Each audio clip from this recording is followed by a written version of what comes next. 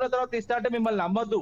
నేను చెప్తున్నా, కాంగ్రెస్ నాయకులను నమ్మి ఇల్లులు కట్టుకుంటే వాస్తవంగా మోసపోతారు. గతంలో కూడా మోసపోయింది, ఇప్పుడు కూడా మోసపోతారు. ఎందుకు మీరు ముందెందుకు ఇవ్వరు? ప్రజలకు, పేద ప్రజలకు మీరు ముందెందుకు ఇయ్యరు? మొత్తం మీరు ఏదైతే పునాదులు వేస్తే, దాని తర్వాత బేస్మెంట్లు వేస్తే, దాని తర్వాత ఇంకేమైనా లేస్తే ఇట్లిస్తారు. 4 విడతల్లో ఇస్తారంట 5 లక్షలు.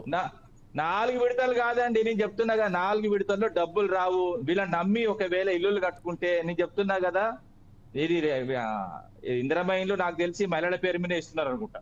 నాకు తెలిసి వాళ్ళ పుస్తెలతాళ్ళు మళ్ళీ అమ్ముకోవాలి. అలాంటి పరిస్థితులు తీసుకొస్తారు. గతంలో పుస్తెలతాళ్ళు అమ్ముకున్నారు నాకు తెలుసు. నీ కన్నారా చూసిన ఇందిరమ్మ ఇండ్ల పరిస్థితి.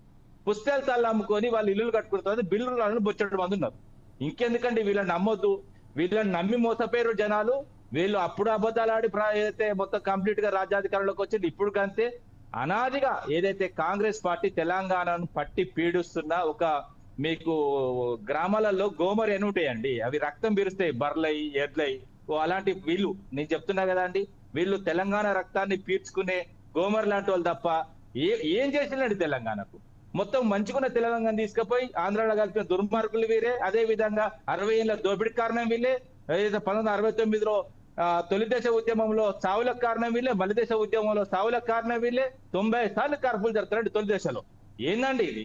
ఎవరి కోసం? ప్రతి ఉద్యమాన్ని, నేను చెప్తున్నా కదా, తెలంగాణలో పుట్టిన ప్రతి ఉద్యమాన్ని తుపాకీ పెట్టి కాల్చింది వీళ్ళే. వీపుల మీద ఏదైతే లాఠీ దెబ్బలు కొట్టింది వీళ్ళే. చాలా ఉన్నాయి అంశాలు.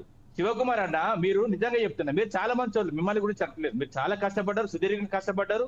మీకు ఏం జరగలేదన్న, లాభం జరగలేదు. నేను చెప్తున్నా, లాభం జరగడులుగా జరుగుతున్నది. అప్పుడు వైఎస్ రాజశేఖర్ కుటుంబం బాగుపడ్డది.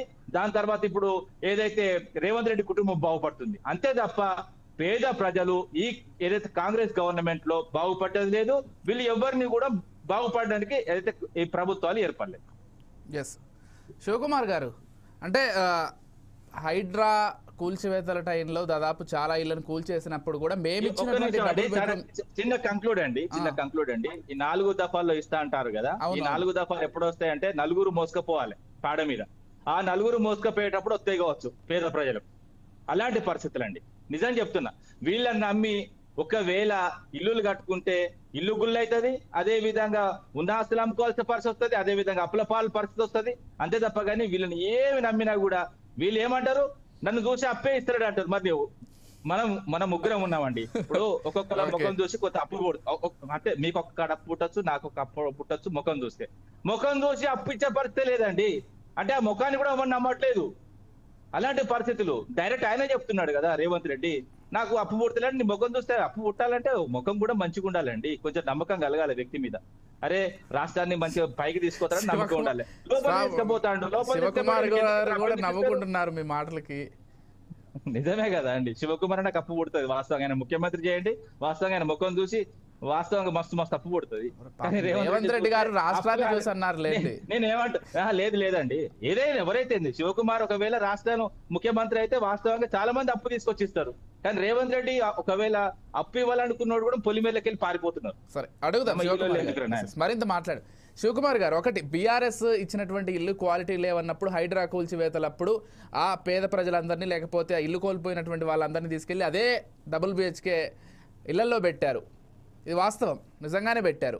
ఇంకోటి 4 విడతల్లో ఇస్తా అంటున్నారు. గతంలో మోసం చేశారు, ఫ్యూచర్లో కూడా మోసపోతారు పేద ప్రజలు. దాన్ని నమ్ముకొని అప్పుల పాలయ్యి కనుక ఒకవేళ ఇల్లు కట్టుకుంటే ఖచ్చితంగా అప్పుల పాల ఇబ్బందులు పెడతారు అనేది వారి మాట. శివకుమార్ అన్నకు బిఫోర్ దట్ చెప్పే ముందు, మేము ఇచ్చిన డబుల్ బెడ్రూమ్ డైరెక్ట్ ఒక్క పైసా కూడా మేము పేద ప్రజలతో మేము అప్పుడు దఫల వారిగా దశల వారిగా ఇస్తామనలేదు. మేము డైరెక్ట్ ఇల్లు కట్టి వాళ్ళని ఇళ్లలోకి తోలినాం.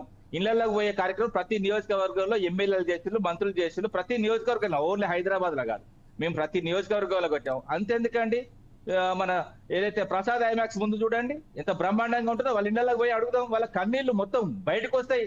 అలాంటి పరిస్థితులు, వాళ్ళకి ఇల్లు లేదు, పరిస్థితి ఘోరమైన పరిస్థితులు, వాళ్ళకి ఇల్లు ఇచ్చినాం. ఒక్కొక్క వీడియో చూస్తే కళ్ళకి వెళ్ళి కన్నీళ్ళు వస్తాయండి. అయినా కనికరం ఉండాలండి ప్రభుత్వాలకు. మీకు 4 దఫాలకి ఇస్తాం. జనాలు నమ్మట్లేదు. ఇప్పుడు జనాల నమ్మకం వీళ్ళు. ఎందుకంటే వీళ్ళు ప్రజల మీద నమ్మకం ఉన్న వాళ్ళు అయితే ఒకేసారి ఇచ్చేటోళ్ళు. ప్రజల మీద వీళ్ళకి నమ్మకం లేదు, కానీ ప్రజలకు నమ్మకం ఉండి వీళ్ళకి ఓటేసింది.